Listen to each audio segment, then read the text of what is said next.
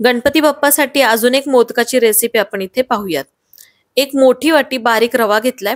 लहान वाटी म्हणजे 4 चमचे मैद्याचा वापर केलाय. 2 चमचे साजूक तूप घालून व्यवस्थित चोळून घेतलंय. कोमट दुधाचा वापर करून हे जे पीठ आहे ते मऊसूद मळून घ्यायचंय, कारण रवा जो आहे तो फुलतो. 2 तास आपण इथे हे पीठ झाकून ठेवूया. सारण बनवण्यासाठी सुकं खोबरं जे आहे ते किसून मी घेतलंय. त्याच्या अर्धी आपल्याला पिठी साखर घालायची, वेलची पूड आणि सुका मेवा आवडीनुसार आपल्याला इथे घालायचा आहे.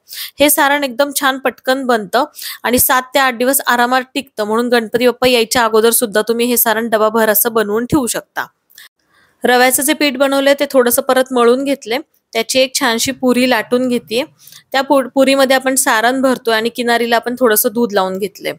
कळ्या पाडून घेतल्यात. कळ्या एकत्र करून मस्त असा मोदक आपला इथे आपण बांधून घेतलाय. 7 ते 8 मोदक आपण बनवून घेऊया आणि तेल तापल्यानंतर हे जे मोदक आहेत ते खुसखुशीत मस्त असा रंग चेंज होईपर्यंत लो ते मीडियम फ्लेमवरती आपल्याला तळून घ्यायचे. मोदकाच्या बऱ्याच रेसिपी अपलोड केलेल्या आहेत, नक्की चेक करा. इन्स्टा पेज फॉलो करा. धन्यवाद.